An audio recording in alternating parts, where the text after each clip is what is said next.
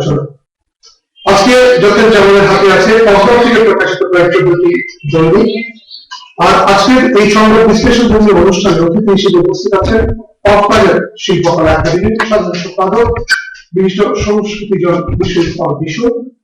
সেই সাথে আমি চলে যাচ্ছি আমাদের আলোচনায়। আর যারা বিশ্বের বিভিন্ন প্রান্তে বসে আমাদের এই আয়োজন দেখছেন তাদেরকে আমরা আমাদের ভয়েস মেইল এই পরীক্ষামূলক সম্প্রচারে যুক্ত থাকার জন্য ধন্যবাদ জানাচ্ছি। আমি চলে যাচ্ছি আমাদের আলোচনায়। প্রথমে আমাদের যে দৈনিকটি আমাদের হাতে এসেছে, আজকের দৈনিক আজকের কক্সবাজার, এখানে যে প্রধান শিরোনাম করা হয়েছে আওয়ামী লীগ চাপা নির্বাচনে আন্দোলনে ব্যস্ত বিএনপি। আরেকটি যে সংবাদ রয়েছে সেকেন্ডলি সংবাদে বসতে ফখরুলকে প্রধানমন্ত্রীর আহ্বান।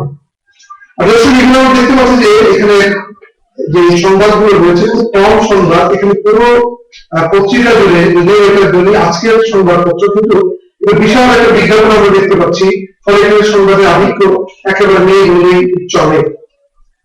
আমরা চলে যাচ্ছি আরেকটি দৈনিকে দৈনিক বাকখালী। দৈনিক বাকখালী যে প্রধান শিরোনাম করা হয়েছে সংবাদে বসতে ফখরুলকে প্রধানমন্ত্রীর আহ্বান।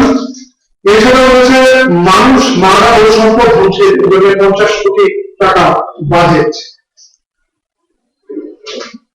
এরপরে আমরা চলে যাচ্ছি দৈনিক সৈকত পত্রিকা। দৈনিক সৈকতের যে প্রধান শিরোনাম নির্বাচনকারী মন্ত্রিসভা দপ্তর পুরো বন্টনের গ্যাজেট প্রকাশ, 30 মন্ত্রী ও প্রতিমন্ত্রী। দ্বিতীয় যে সংবাদটি রয়েছে সেকেন্ডলি বক্স আইটেম ইকোনমিক্সের প্রতিবেদন নির্বাচন বর্জন ও সহিংসতায় বিএনপির লাভ, আশ্চর্যবোধক চিহ্ন দেওয়া হচ্ছে। তো এই তিনটি আমরা প্রথমে যে আলোচনা করলাম, এখানে বিগতকে একটু হচ্ছে একটা বিশাল আকারের বিজ্ঞাপন দেওয়া হচ্ছে সংবাদের সময় আধিক্য নেই। এছাড়াও আরেকটি দৈনিক যে দৈনিক বাকখালী পত্রিকা আমরা দেখলাম যে মানুষ মানব সম্পদ ধ্বংসের জন্য 50 কোটি টাকা বাজেট, একটু গোয়েন্দা প্রতিবেদন। সব মিলিয়ে সহিংসতায় আরেকটি পত্রিকা যেটা বলল যে সহিংসতায় বিএনপির নির্বাচন বর্জন, সহিংসতায় বিএনপির লাভ। সার্বিক বিষয়টা আসলে কোন দিকে যাচ্ছে দেশ? ধন্যবাদ জানাই বিশ্ব মেরিনা দর্শক যারা শুনছেন সবাইকে শুভেচ্ছা জানিয়ে শুরু করছি। বর্তমান দেশের যে রাজনৈতিক প্রেক্ষাপট, এই রাজনৈতিক প্রেক্ষাপটে আমার যেটা মনে হয় আগামীতে যে নির্বাচন হবে, এই নির্বাচন যদি না হয় এই সংকট অনেক বেশি গুরুত্ব হবে। ইতিমধ্যে পুড়িয়ে জ্বালিয়ে গাড়ি নিয়ে যে অবস্থা দাঁড়িয়েছে, এই ধারাবাহিকতা যদি থাকতেই থাকে তাহলে আমাদের সামনের দিনগুলো কঠিন। সেই কঠিন থেকে বাঁচার জন্য রাজনৈতিক দলগুলিকে পৌঁছানো খুবই জরুরি।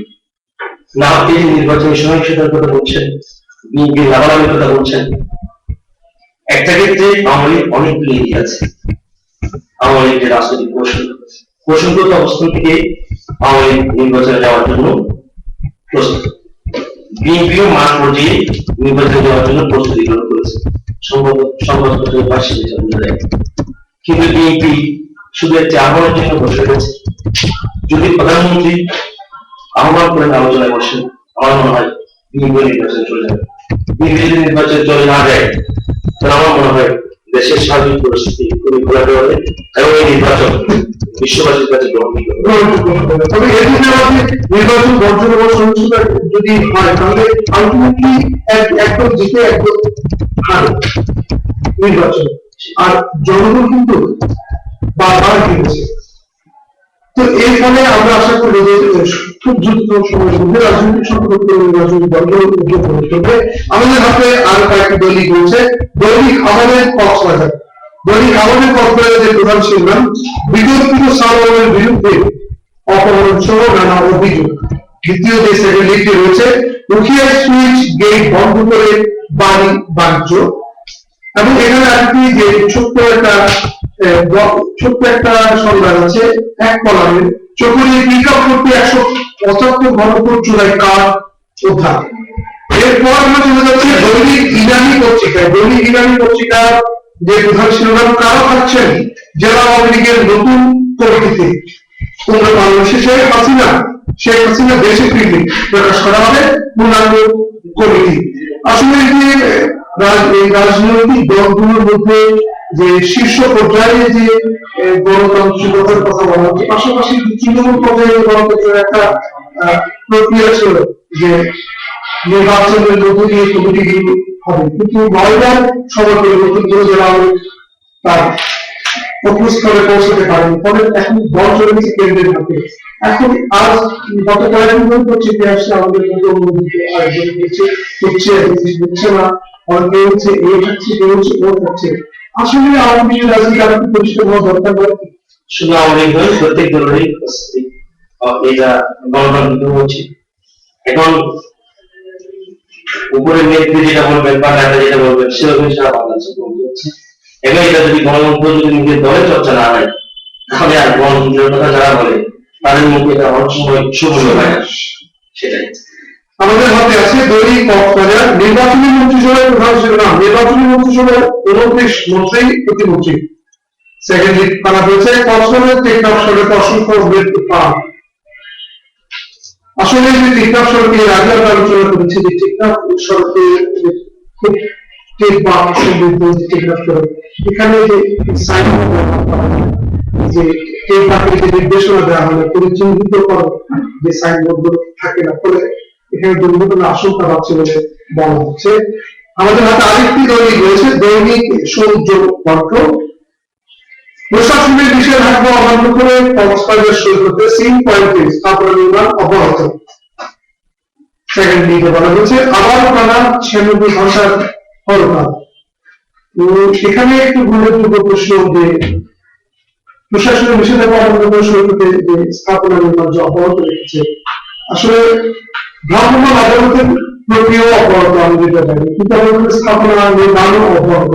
আসলে এই বিষয়ে আমাদের একটা সিভিল সোসাইটি সাধারণ মানুষের একটা কর্তব্য আছে, তাই না?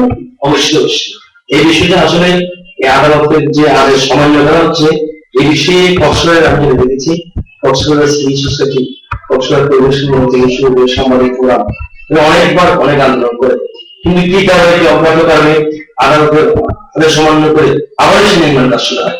এই বিষয়ে যদি জোরালো কোনো পদক্ষেপ নেওয়া না হয়, আমার মনে হয় কক্সবাজার আগামী দিনে এই কক্সবাজার অবস্থা খুবই দুর্বিষহ হবে। যেহেতু আদালত মানার প্রবণতা প্রশাসনের আইন মানানোর যে ব্যবস্থাটা করতে হবে, তাহলে আমাদের যে অহংকার যাকে নিয়ে আমরা গর্ব করছি সেই অহংকার সমুদ্র সৈকতটি বিরোধী সেটাই। তাই এই কক্সবাজারের অস্তিত্বের স্বার্থে কি বন্ধবাদ সংগঠন দেওয়া হয়েছে আবার 96 ঘন্টার হরতাল বলা হচ্ছে। তাহলে কি 96 ঘন্টা মানে 4 দিনের হরতাল আছে, তাহলে কোথায় গিয়ে দাঁড়াচ্ছি আমরা? আসলে এখন যারা হরতাল করে তাদের একটা বিবেকহীন ছেলেদের পরীক্ষা চলে, তারপর হরতাল দেয়।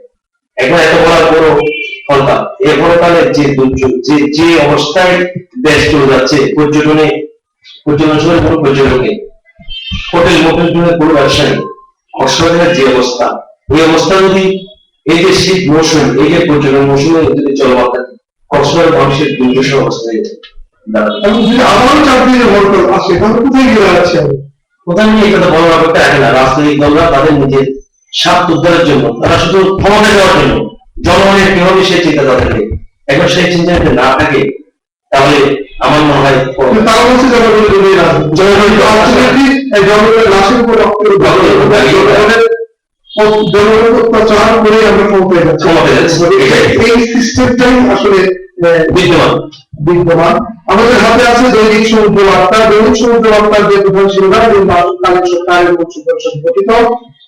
এছাড়াও রয়েছে জেলা 4 আসনে ভোটার সংখ্যা 12,03,608 জন। এখানে ভোটার সংখ্যা একটা ভালো যদি দেওয়া হয়েছে, যদি সংশ্লিষ্ট সূত্রে বলা হয়ে থাকে, তাহলে দৈনিক 4টি আসনে যে ভোটার সংখ্যা 12 লক্ষ। এটা যদি 12 লক্ষে দাঁড়ায়, তাহলে নতুন ভোটারের সংখ্যা আমরা যদি পরিসংখ্যান থেকে আমরা যদি পাই, তাহলে নতুন ভোটারের সংখ্যা এসছে 1.5 লাখেরও বেশি। 1,07,000 টাকা 7,000 জন উল্লেখ করেছে, কিন্তু আসলে এতে বেশি। এখন তাহলে নতুন এইবার এই জেলায় নির্বাচনে নতুন ভোটার কি ডিসাইডিং ফ্যাক্টর হিসেবে আমাদের হাতে আছে আরেকটি দৈনিক দৈনন্দিন। মন্ত্রীদের দপ্তর বন্ধন করে গেজেট প্রকাশ, এছাড়া রয়েছে জেলা আওয়ামী কমিটি নিয়ে বিভ্রান্তি কাটছে না, এটা আমরা আলোচনা করেছি এর আগে। পেটুয়া উপকূলে লোকসানের মধ্যে মাঠে লক্ষাধিক চাষী, এছাড়া রয়েছে জঙ্গি সালামের পক্ষপাত, পুলিশ সিটিকের এক সদস্যকে অপহরণ করে জিম্মি। আসলে জঙ্গি সালামকে নিয়ে আমরা বেশ কয়েকটি পত্রিকায় আমরা সংবাদ দেখছি যে জঙ্গি সালাম, আমরা যতটুকু জানি কিন্তু মাদ্রাসা কমিটি তার একটি তৎপরতা আছে। এসব বিষয় নিয়ে আসলে গোয়েন্দা তদন্ত সাপেক্ষে ব্যবস্থা হওয়া দরকার বলে অবশ্যই মনে করি। এখন গোয়েন্দা তদন্ত এখানে এদের সাথে রাজনৈতিক দলের সাথে সম্পর্ক থাকে না হয় কিভাবে এই সালাম এতটুকু গড়াতে পারে। প্রশাসন যদি সুযোগ সুবিধা না দেয়, রাজনৈতিক দলগুলো যদি সুযোগ সুবিধা না দেয়, তাহলে আমার মনে হয় জঙ্গি সালাম এতটুকু গড়াতে পারে না। এই বিষয়ে আমাদের আরো সতর্ক হওয়া দরকার।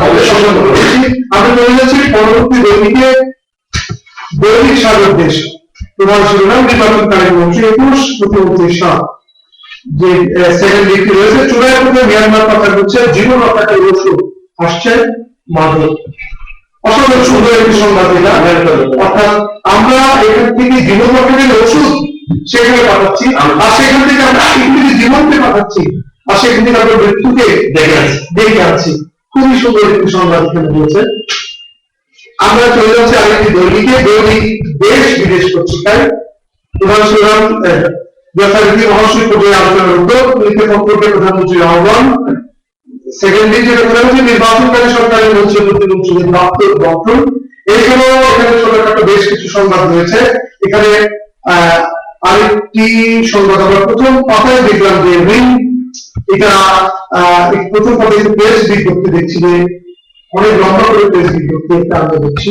হ্যাঁ, প্রেস বিজ্ঞপ্তিটা এই যে আপনার সাথে আলোচনা করার আগে কথা হচ্ছিল, এখানে ঋণ গেস্ট হাউসের চেয়ারম্যানের মা অসুস্থ। এখানে ওই গেস্ট হাউসের মা অসুস্থ লিখতে গিয়ে তার যে ডেজিগনেশন যা লিখেছে, আমার কাছে মনে হয়েছে এটা সিরিজ হলো এই ধরনের নিউজ আমার মনে সংবাদপত্র খুব একটা বেশি জোর দিয়ে প্রথম পেজে ছাপানো উচিত হয়। মা অসুস্থ একটা ছাপানো যায়, এখানে মার চেয়ে অসুস্থ চাইলে ওই চেয়ারম্যানের বিষয়টা খুব বেশি আলোচিত। এই বিষয়ে যদি এই সংস্কৃতি যদি সংবাদপত্রে চলতেই থাকে, তাহলে সংবাদপত্রের প্রতি মানুষের একটা অনীহা এটা সমাজ করেছে। নিজস্ব মতামত নয়, নিজস্ব সংবাদ নয়, সেখানেও একটা সৌন্দর্য বলে কথা আছে। অবশ্যই চেয়ারম্যান যার মা অসুস্থ, তার মা যার মা অসুস্থ তাকে নিয়ে সেই ঋণ রাষ্ট্র চেয়ারম্যানের মা অসুস্থ চেয়ারম্যানকে নিয়ে প্রায় 100টির মতো সরকারি দেওয়া হয়েছে। এই বিষয়ে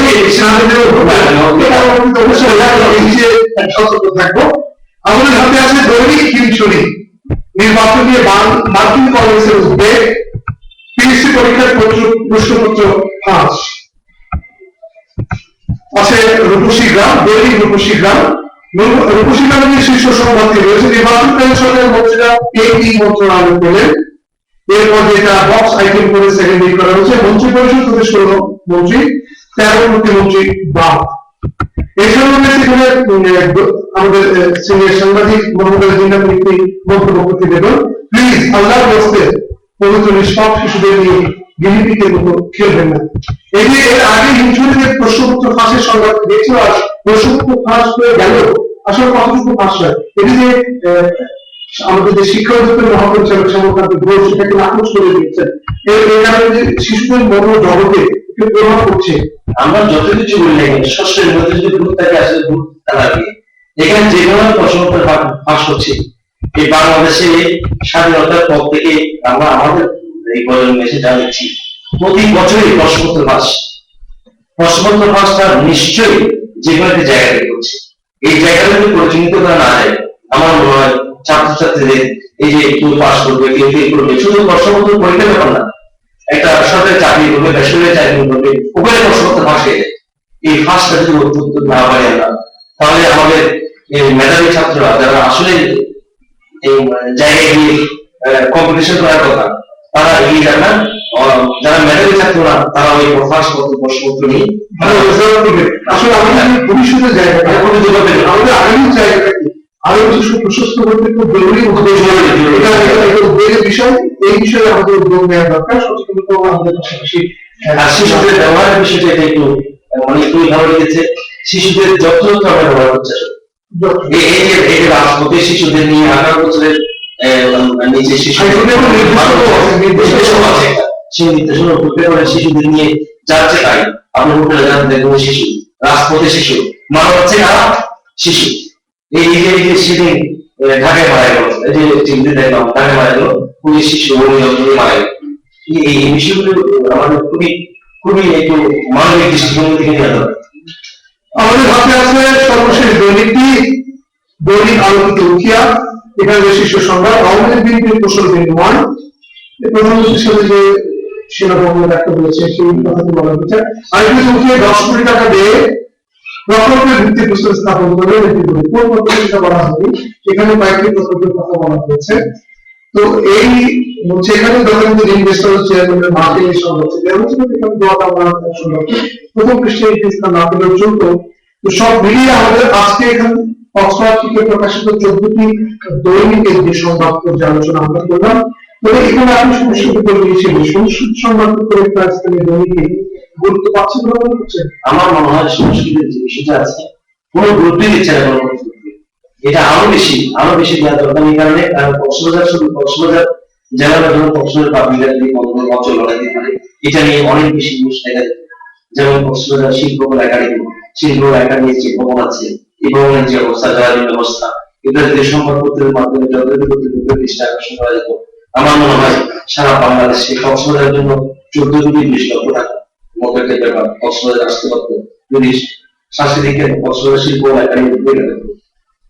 আজ থেকে 17 বছর পরে আমরা দায়িত্ব নেওয়ার পরে দেখলাম কোনো শিল্প একাডেমি নাই। বাংলাদেশের শিল্পকলাকে অলরেডি 14 লক্ষ 20 হাজার টাকা দিয়ে দেওয়া হয়েছে। অথচ কক্সবাজার যখন ব্যাপারটা দাঁড়ানো দেখবেন কক্সবাজার ফিরে। তাহলে এই যে জিনিসগুলো যদি সমাজমন্ত্রী রয়েছে সেটা কি হচ্ছে, সেই ভূমিকা আপনাদের নয়, সেই ভূমিকা আমাদের নয়, এটা কার? সেটা আমার সরকারি খাস ভূমিকা আছে। আমার দখলদার হিসেবে আপনাদের নামে না যেতে হয় অনুমোদন পাচ্ছেন। পাচ্ছে না। তাহলে এটা কক্সবাজার জন্য খুবই দুর্ভাগ্যের একটা বিষয়। যদি কক্সবাজার শিল্প সংস্কৃতি যদি এগিয়ে নিয়ে নেওয়া যায়, আমার মনে হয় অধিক মিশে কক্সবাজার জমিবাদ এবং সাম্প্রদায়িক এটা এই বিষয়টা খুবই বেশি জোর দেওয়া দরকার। দর্শক, এই ছিল আমাদের আজকের সংবাদ পর্যালোচনা। বিশ্বের যে কোনো প্রান্ত থেকে আপনারা যে কোনো মুহূর্তে আমাদের সঙ্গে যুক্ত হতে পারেন। তার জন্য আপনি একটা অপশনে গিয়ে লিখতে হবে www.voicemedina.com।